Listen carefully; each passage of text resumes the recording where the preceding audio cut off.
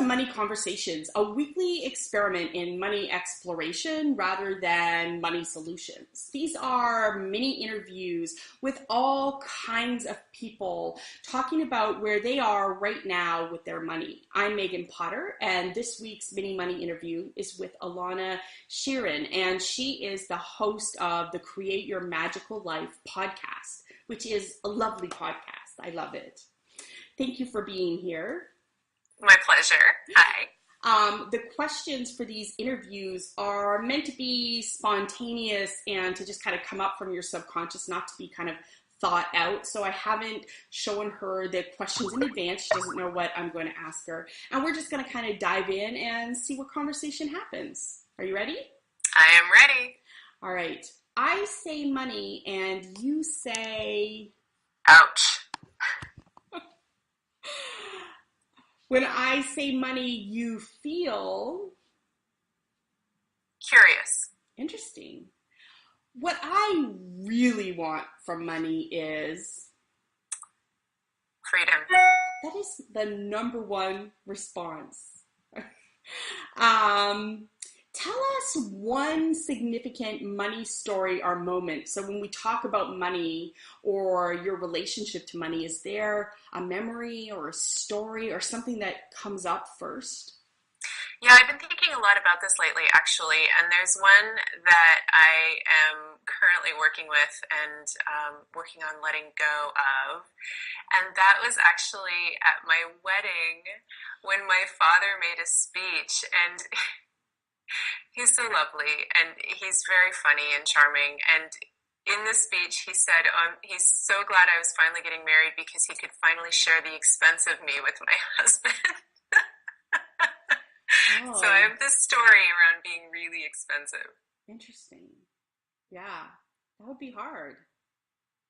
How does that play out now how do you see it impacting you? So one of the ways I see it impacting me is my reluctance to ask for things that I need. My husband and I have combined finances and we're very comfortable. So it's not like we're poor at this point. And yet, if I want a massage or if I want something that, like a new pair of running shoes, I have a lot of emotion come up around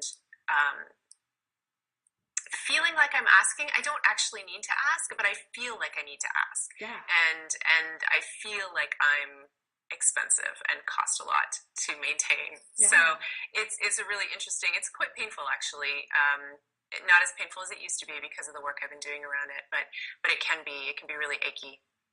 Yeah, I understand. Jeff has that exact same dynamic. Do you feel guilty when you do spend money? I used to. Exclusively on you. Yeah, I used to, absolutely. Now, and my husband's been so great as I work through this, not as much as I used to now. Yeah. Sometimes I still do, and sometimes I still get this sort of panicky or fearful feeling around it. But we're so much more conscious with our money, both receiving and spending than we used to be. So yeah. Not as much. Yeah, it's interesting because I only ask because Jeff has that exact same. He doesn't like to ask. Like he feels like he has to ask to buy something, even if it's simple, and he doesn't feel like he's worthy of it and all that kind of stuff. And he feels guilty when he does buy things, even if we talk about it and budget for it, and he'll be like, I feel so bad. So I totally understand how you feel because I see it happen next day. Yeah.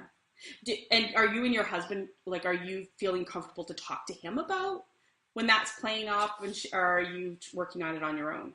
Oh no, we have lots of conversations around it, and we have over the years. We've been together over 14 years now. So over time, those conversations have come up, and now it's much more comfortable. And I can say to him, I really need a massage, and I'm feeling guilty for asking, and I'm just telling you that, whatever it is. And he'll say, well, go get a massage.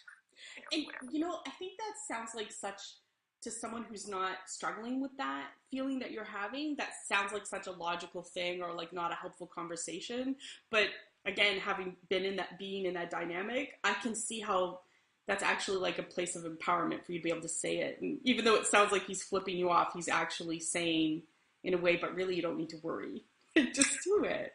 Absolutely, Yeah. absolutely, and it's really important for me to be able to give voice to it when it comes up, so that it's not staying stuck, and so that I don't have this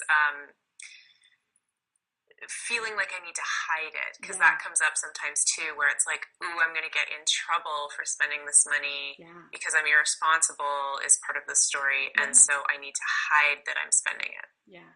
Yeah. And then you feel bad and it just perpetuates the Yeah. problem, right? And I'm making it sound pretty extreme. It's not that extreme.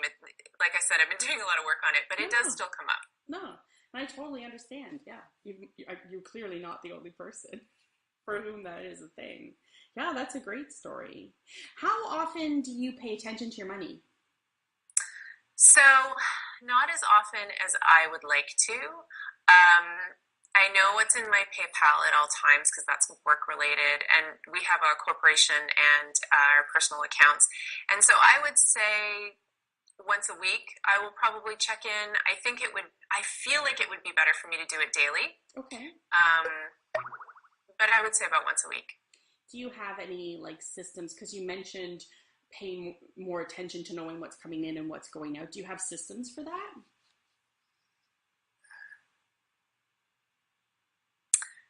Not really, nothing specific. I do try and celebrate anytime money comes in and Yeah. really acknowledge it and express gratitude for it. And and then when big chunks go out, I'm definitely very conscious of expressing gratitude also, that we can pay our Interesting. rent and we can Yeah. pay our bills easily, because there have been times in our lives where it's been more of a struggle. So Yeah. Yeah, I totally understand that too. No, that's super interesting. I a friend of mine tells me that every time she writes a check to pay a bill, she, says, thank you. And of course, I know there's more where that came from. That's like her little mantra every time she pays a bill. I think that's super interesting. Such a different perspective from how most of us do something to say thank you when the money goes out rather than something else. I've heard that as well, and I love that idea, and I try and practice it.